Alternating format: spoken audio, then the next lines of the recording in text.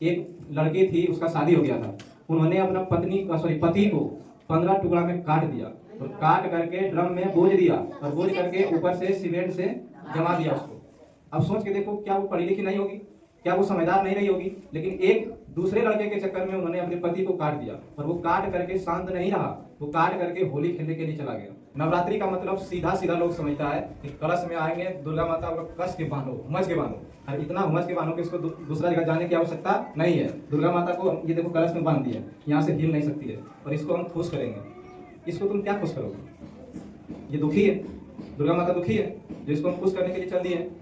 मतलब लोगों ने न जाने क्या से क्या बना दिया है। हम लोग नवरात्रि इसलिए करते हैं, नवरात्रि का सीधा सीधा मतलब होता है कि इन 9 दिनों में हम अपने अंदर परिवर्तन कर पाए कि नहीं, इन 9 दिनों में उस परमात्मा का गुण हमारे अंदर आया कि नहीं, इन 9 दिनों में हमारे गुणों में सुधार आया कि नहीं। अगर ये सब चीज हम नहीं कर पाते हैं तो हमारे, अगर एक कलश छोड़ो 10 कलश भी लाए और 10 कलश में हुमस के दुर्गा माता को बांध दें, फिर भी ये परिवर्तन होने वाला नहीं है। अब भूत का कीमत भी होता है, इसको ध्यान रखना। अगर सिंपल भूत है 2000 में निकल जाएगा, अगर उससे थोड़ा सा हार्ड भूत है 5000 लगेगा, अगर अचरेलवा कजरेलवा है तो 10,000 लगेगा। मतलब भूत का भी कीमत है। तो सोचो, भूत का कीमत है, हमारा कोई कीमत नहीं है। हमारे अंदर जो भूत बैठा है उसको नहीं निकाल सकते हैं, केवल हम बोलेंगे काली माता की जय। आप लोगों ने रामायण देखा होगा, अगर राम भगवान राजपाट के लिए लड़ जाते कि हमको राज्य चाहिए, भरत को हम राज नहीं होने देंगे, राजा नहीं बनने देंगे, तो हो सकता था राम केवल एक राजा होते।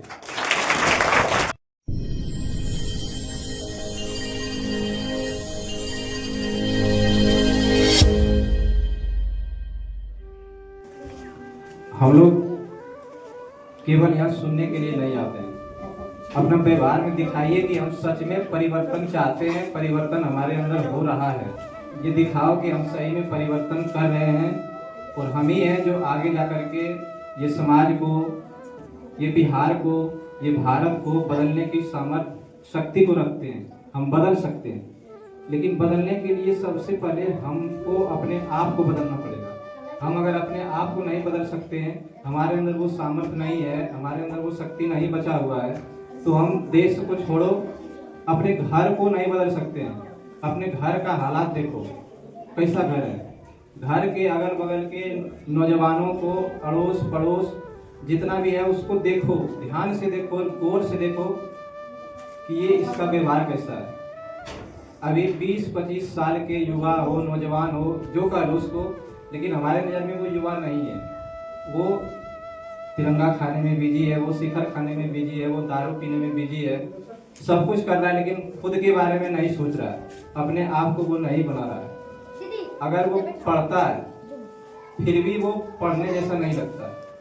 तो हम लोगों का केवल और केवल ये काम नहीं है कि केवल सिलेबस खत्म कर लेना है, किताब को खत्म कर लेना है, किताबी कीड़ा बन जाना है, नहीं करना है।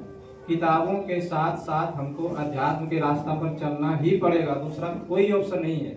अब बगल में छोड़ दो दुनियादारी, किसी को छोड़ दो, गोली मार दो उसको। अब बगल में किसी को उठा करके देखो जो शिखर खाता है, वो जो दारू पीता है, जो दिन भर ताश खेलता है, उसका समय बर्बाद होता जा रहा है। हमको वैसा नहीं बनना है, हमको अध्यात्म के रास्ते पर चलना है। दुनिया कहाँ से कहाँ जा रहा है। अभी आप एक न्यूज़ सुने होंगे आप लोग, मेरठ षड्यंत्र। वो मेरठ षड्यंत्र नहीं जो हम इतिहास में पढ़ते हैं, वो मेरठ षड्यंत्र जो अभी हाल में 2-3 हमको लगता है 7-8 दिन हुआ है। एक लड़की थी, उसका शादी हो गया था। उन्होंने अपना पति को 15 टुकड़ा में काट दिया और काट करके ड्रम में बोझ दिया और बोझ करके ऊपर से सीमेंट से जमा दिया उसको। अब सोच के देखो, क्या वो पढ़ी लिखी नहीं होगी, क्या वो समझदार नहीं रही होगी, लेकिन एक दूसरे लड़के के चक्कर में उन्होंने अपने पति को काट दिया और वो काट करके शांत नहीं रहा, वो काट करके होली खेलने के लिए चला गया। वो पढ़ा लिखा था, लड़का भी पढ़ा लिखा था, लड़की भी पढ़ी लिखी थी, लेकिन केवल पढ़ने से काम नहीं चलने वाला है। पढ़ने के साथ साथ हम अपने विचारों को, हम अपनी बुद्धि को सही करें। उसके लिए कहते हैं अध्यात्म, उसके लिए कहते हैं गायत्री मंत्र। ये पूजा पाठ बार बार यहाँ से कहा जाता है, पूजा पाठ नहीं है। आप समझो, आप समझने का प्रयास करो, आपके अंदर वो शक्ति है, आप समझ सकते हो। लेकिन मनुष्य अभी जानवर से बदतर हो रहा है। जानवर खुद को समझता है, उसको जितना अक्ल है वो उतना करता है। उसको टॉयलेट भी करना होता है तो वो कहीं साइड में जाके करता है, किसी के घर में जाकर के वो नहीं करता है। लेकिन हम लोग जानवर से भी बदतर हो रहे हैं। हमको क्या करना चाहिए, क्या नहीं करना चाहिए, इन दोनों में अंतर होना चाहिए, समझना चाहिए, लेकिन हम लोग समझने के लिए तैयार नहीं है। अभी हाल में एक घटना हुआ था, ये सच्ची घटना है, अगल बगल गांव की घटना है, नाम नहीं लेंगे।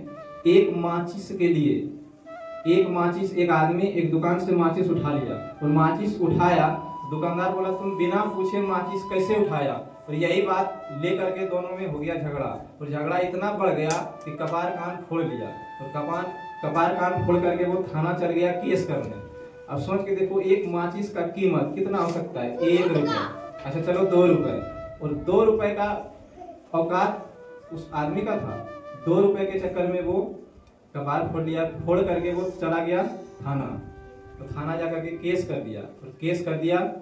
अब सोच के देखो, केस में उसका 3-4 महीना चला जाएगा, पैसा जाएगा, 1 रुपये के चक्कर में दुश्मनी भी हुआ, 1 रुपये के चक्कर में केस भी हुआ, 1 रुपये के चक्कर में लड़ाई भी हुआ। हमारे गांव की घटना है, बेल के लिए लोग लड़ाई कर दिया, इतना भयानक लड़ाई कर दिया, बेल समझते हैं तुम लोग, तो बेल के लिए लड़ाई कर दिया, इतना भयानक लड़ाई किया कि हमको लगता है 100-200 लोग जमा कर दिया पूरा सड़क पर। किसके लिए? तो बेल के लिए। मनुष्य का औकात बेल तक ही सीमित रह गया, मनुष्य का औकात माचिस तक ही सीमित रह गया, मनुष्य का औकात बेगन तक ही सीमित रह गया। बेगन के लिए लड़ रहा है, बच्चों के लिए लड़ रहा है, बच्चों को समझा सकते हैं, लेकिन नहीं, बच्चों के लिए हम गार्जियन लड़ जाते हैं, वहाँ तक सीमित ना रह करके केस हो जाता है, थाना चल जाते हैं, सब कुछ कर डालते हैं। तो हम लोगों को उसमें नहीं सिमटना है, हम लोगों को अध्यात्म के रास्ते पर चल करके, ध्यान कर करके, मेडिटेशन कर करके थोड़ा सा उठाना है अपने आप को। ये छोटी छोटी चीज़ों पर लड़ करके हम कहाँ जाएंगे? जिस चीज़ के लिए लड़ोगे, याद रखना, जिस चीज़ के लिए लड़ोगे उस चीज़ से ऊपर तुम नहीं जा सकते हो। आप लोगों ने रामायण देखा होगा, अगर राम भगवान राजपाट के लिए लड़ जाते कि हमको राज चाहिए, भरत को हम राज नहीं होने देंगे, राजा नहीं बनने देंगे, तो हो सकता था राम केवल एक राजा होते, लेकिन उन्होंने राज्य को छोड़ करके वनवास जाना स्वीकार किया। और हम लोगों को पता है, भली भांति पता है कि उनको हम लोग मर्यादा पुरुषोत्तम राम कहते हैं, भगवान की दर्जा देते हैं। इसीलिए जो चीज के लिए लड़ते हो, चाहे वो माचिस के लिए हो, बेगन के लिए हो, पाठा के लिए हो, जो भी हो, गांव समाज में ये रीति रिवाज बन गया, छोटे छोटे चीजों के लिए लड़ना, ये कतई सही नहीं है। हम लोग थोड़ा सा समझदार बने, हम लोग थोड़ा सा अगर उन चीजों से उठ जाए तो मानव के अंदर मानवता आ सकता है, मनुष्य के अंदर मनुष्यता आ सकता है, व्यक्तित्व को निखार सकता है। इसके लिए हम लोग यहाँ आते हैं। केवल हम लोग यहाँ सुने नहीं, उसको जीवन में अप्लाई भी करें, ध्यान के माध्यम से, मेडिटेशन के माध्यम से, गायत्री मंत्र के माध्यम से, जैसे भी हो अपने आप का सुधार करें। अभी नवरात्रि चल रहा है, सभी जानते हैं नवरात्रि में हम लोग पूजा करते हैं। तो पूजा किसका करते हैं? दुर्गा माता का करते हैं। लेकिन नवरात्रि को लोगों ने न जाने क्या बना दिया। नवरात्रि का मतलब सीधा सीधा लोग समझता है कि कलश में आएंगे दुर्गा माता और कस के बांधो, हुमच के बांधो, और इतना हुमच के बांधो कि उसको दूसरा जगह जाने की आवश्यकता नहीं है। दुर्गा माता को ये देखो कलश में बांध दिया, यहाँ से हिल नहीं सकती है, और इसको हम खुश करेंगे। इसको तुम क्या खुश करोगे? ये दुखी है, दुर्गा माता दुखी है, जो इसको हम खुश करने के लिए चल दिए। मतलब लोगों ने न जाने क्या से क्या बना दिया है। हम लोग नवरात्रि इसलिए करते हैं, नवरात्रि का सीधा सीधा मतलब होता है कि इन 9 दिनों में हम अपने अंदर परिवर्तन कर पाए कि नहीं, इन 9 दिनों में उस परमात्मा का गुण हमारे अंदर आया कि नहीं, इन 9 दिनों में हमारे गुणों में सुधार आया कि नहीं। अगर ये सब चीज हम नहीं कर पाते हैं तो हमारे, अगर एक कलश छोड़ो 10 कलश भी लाए और 10 कलश में हुमच के दुर्गा माता को बांध दें, फिर भी ये परिवर्तन होने वाला नहीं है। नवरात्रि का सीधा सीधा मतलब है हमारे अंदर दुर्गुणों को त्याग करो और सद्गुणों को धारण करो। जो हम दुर्गुण करते हैं, मान लो किसी से लड़ाई भी हो गया तो हम लोग न जाने उससे मुंह फुलाए बैठे रहते हैं। क्यों? मैं पूछना चाहता हूँ, क्यों लड़ते हैं? ठीक है, लड़ने के बाद 1 महीना गुस्सा रह सकता है, 2 महीना रह सकता है, उसके बाद तो बोल ही सकते हैं। तो ये सब दुर्गुण हमारे अंदर जो बैठा हुआ है, जो भाव, ईर्ष्या, क्रोध, द्वेष, ये सब जो बैठा हुआ है, उसको हम निकाल फेंकें। उसको जब तक हम नहीं निकालेंगे तब तक हम सही इंसान नहीं बन सकते। आप लोग लाश को देखे हो?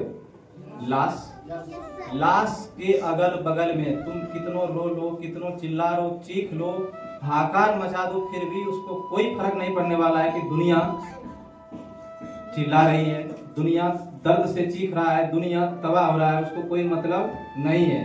इसी प्रकार से ये समाज अभी लाश बन चुका है। अगल बगल पड़ोसी चिल्ला रहा है, दुख से दर्द से करा रहा है, फिर भी इंसान युवा जागने को तैयार नहीं है। उसको थोड़ा सा भी टेंशन नहीं है कि हमारे समाज में क्या चल रहा है, हमारे समाज में कितना दुर्गुण बढ़ चुका है। छोटे छोटे बातों पर लड़ाई होना और अनेक तरह से किस्सा हम लोग सुनते हैं जिसको हम यहाँ बता नहीं सकते। तो वो सब चीज़ों को अगर त्यागें, हम लाश वाला युवा नहीं बने, हम लोग इंसान बने। हम इंसान हैं तो हमारा ये कर्तव्य है कि हम इंसान हैं तो इंसानियत को जगाएं। हम मनुष्य हैं तो मनुष्य के अंदर मानव को जगाएं, तभी हम इंसान कहलाने के काबिल है, नहीं तो इस धरती में रहने के काबिल हम नहीं है। केवल राक्षस बन के रह जाएंगे। पुराने जमाने में राक्षस सामने होता था तो उनको त्रिशूल से मार करके हत्या कर देते थे, लेकिन अभी वो राक्षस हमारे अंदर बैठा है, उसको कैसे मारोगे? तो यही सुधार गायत्री परिवार और युवा प्रकोष्ठ कर रहा है कि हमारे अंदर जो राक्षस बैठा हुआ है, सबके अंदर है, वो चाहे वो हम हो चाहे आप लोग हो, सबके अंदर वो राक्षस है। केवल उसको खत्म करने का एक ही मार्ग है और वो है गायत्री मंत्र और वो है ध्यान। अभी युवा के मामले में ले लो, युवा 12-15 साल के युवा गंदा गंदा वीडियो देखता है मोबाइल पर, गंदा गंदा गाना सुनता है, और उनको सोच के देखो, उनको समाज वाला लोग कहने तक नहीं जाता है। समाज को छोड़ दो, उसका जो माँ बाप है वो भी उसको देखने तक नहीं आता है कि हमारा बच्चा किस रास्ते पर जा रहा है, कहाँ जा रहा है। माँ बाप तक देखने नहीं जाता है। तो सोचो वो बच्चा का मानसिक स्थिति कैसा रहता होगा, वो दिन भर क्या सोचता होगा। और वैसे युवाओं को जो नशा करता है, जो शराब पीता है, जो दारू पीता है और जो गंदे गंदे वीडियो देखता है, वैसे युवाओं को ध्यान कराना है, वैसे युवाओं को गायत्री मंत्र से जोड़ना है, वैसे युवाओं को सद्बुद्धि, उसके अंदर सद्बुद्धि भरना है। ये कोई आसान काम है? ये बिला केवल और केवल गायत्री परिवार और युवा प्रकोष्ठ उठाया कि सही भटके युवाओं को जो गलत रास्ते पर चल गया है उनको सही दिशा में लाना है, उनको सद्बुद्धि भरना है। वैसे युवाओं को, युवा अभी 20-25 साल के युवा अभी सोच के देखो वो क्या कर रहा है, भटक रहा है, उसको ये नहीं पता है कि हम कहाँ जाएंगे।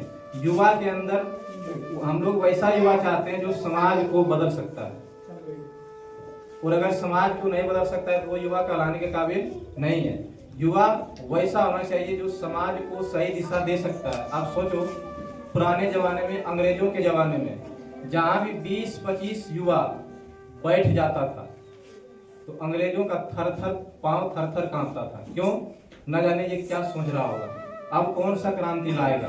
और अभी अगर 20-25 युवा बैठ जाए तो लगता है न जाने क्या बैठा होगा, कोई असर करने वाला नहीं है। तो युवा, हम लोगों को वैसा युवा बनना है जिसके अंदर परिवर्तन की भावना हो, जो समाज को रास्ता दिखा सके, जो वो उदाहरण बन सके कि अगर हमको बनना है तो फलाने भैया की तरह बनना है, हमको बनना है तो वैसा बनना है, वैसा युवा चाहिए।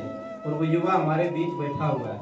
आप स्वयं वो युवा हो, आपके अंदर वो शक्ति है, आपके अंदर वो सामर्थ्य है, आपके अंदर वो बल है, वो देह बल है, लेकिन वो बल सोया हुआ है। आपने जानने का प्रयास नहीं किया, आप अपने आप को जानने का प्रयास नहीं करते हो, आप सो रहे हो। अगर आप सो रहे हो तो ये युवा प्रकोष्ठ आपको जगाने आया है। अगर आप जागे हुए हो तो आपको चलाने आया है। अगर आप चल पड़े हो तो आपको अपने लक्ष्य तक पहुंचाने आया है। भगवान स्वामी विवेकानंद कहा करते थे कि उठो, जागो और तब तक रुको मत जब तक लक्ष्य की प्राप्ति ना हो जाए। तो इस प्रकार हम अगर सोए हैं तो उठ जाएं, अगर उठे हुए हैं तो चल पड़े लक्ष्य की ओर। अगर चल पड़े हैं तो लक्ष्य तक बिना पहुंचे रुके नहीं, और अपने आप को बदलें। हम दूसरे को नहीं बदल सकते हैं, हम अपने आप को बदल सकते हैं। अगर अपने आप को बदल लिए तो समाज अपने आप बदल जाएगा। लोग कहता है जमाना खराब है, एक्चुअली में जमाना खराब करने वाला कौन है? हम हैं, हम जैसे राक्षस हैं। जमाना खराब हमने किया है तो सुधार भी हम करेंगे, और ये सुधार की शुरुआत हम अपने आप से करें, हम अपने अंदर से करें। ये पूजा पाठ में बिल्कुल भी मत फंसे। पूजा के चक्कर में ये देश डूब चुका है और गर्त में जा रहा है। ये पूजा पाठ के चक्कर में मत पड़ो। पूजा के साथ साथ ये भावना रखो कि हमारे अंदर ये परिवर्तन आया कि नहीं, हम परिवर्तन कर रहे हैं कि नहीं, हम अपने गुणों में सुधार कर रहे हैं कि नहीं, हमारे अंदर जो ईर्ष्या भरा हुआ है, जो द्वेष भरा हुआ है, वो हम निकाल पाए कि नहीं। और समाज में न जाने अनेक अनेक कुरीतियां भरा, लेकिन श्री राम का वो आचरण धारण किया कतई नहीं। श्री राम गुटखा खाते थे, श्री राम दारू पीते थे, नहीं। केवल श्री राम बोलने से काम चलने वाला नहीं है। उनको पूजना, वो कभी नहीं कहते कि तुम मेरा पूजा करो, पूजा मत करो, केवल तुम हमारे गुणों को, हम जिस रास्ते पर चले हैं उस रास्ते पर तुम चलो, हमारे आचरण को धारण करो। पूजा करने से ये देश सुधरने वाला नहीं है। अभी हम लोग कह देते हैं काली माता की जय। काली माता क्या करते हैं? तुम खाली जय करो, लोगों से लड़ाई करते रहो, नहीं। हम अपने गुणों को सुधारें। अध्यात्म का मतलब केवल एक ही होता है कि हम अपने गुणों को सुधारें। अगर हम अपने गुण को नहीं सुधार सकते हैं, तुम लाख पूजा कर लो, जो करना है सब कर लो, कोई परिवर्तन होने वाला नहीं है। लोग घरों में भूत निकालता है, तो लोग जानता होगा क्या निकालेगा? भूत। लेकिन हम उनसे कहना चाहते हैं, तुम घर से भूत निकाल रहे हो, तो घर से क्या भूत निकाल रहे हो? घर में कौन सा भूत है? तुम्हारे अंदर जो भूत बैठा हुआ है उसको निकालो। तुम घर से भूत निकाल करके कुछ होने वाला नहीं है। जब तक तुम्हारे अंदर जो राक्षस, तुम्हारे अंदर जो भूत बैठा हुआ है, अगर वो नहीं निकलेगा तो तुम लाख भूत निकाल लो, कुछ होने वाला नहीं है। अब भूत का कीमत भी होता है, इसको ध्यान रखना। अगर सिंपल भूत है 2000 में निकल जाएगा, अगर उससे थोड़ा सा हार्ड भूत है 5000 लगेगा, अगर अचरेलवा कजरेलवा है तो 10,000 लगेगा। मतलब भूत का भी कीमत है। तो सोचो, भूत का कीमत है, हमारा कोई कीमत नहीं है। हमारे अंदर जो भूत बैठा है उसको नहीं निकाल सकते हैं। केवल हम बोलेंगे काली माता की जय। काली माता को मानना हम लोग खूब मान लेते हैं, पूजा कर लेते हैं, लेकिन सुधार कुछ भी नहीं करते हैं। तो इसीलिए यहाँ से केवल हम लोग उन चीजों में ना फंसे, भूत के चक्कर में ना रहें, ये अंधविश्वासों के चक्कर में हम लोग ना रहें। इसके लिए हम लोग यहाँ आते हैं, हम अपने गुणों में सुधार लाएं, इसीलिए हम लोग यहाँ आते हैं। आप सबको बहुत बहुत धन्यवाद।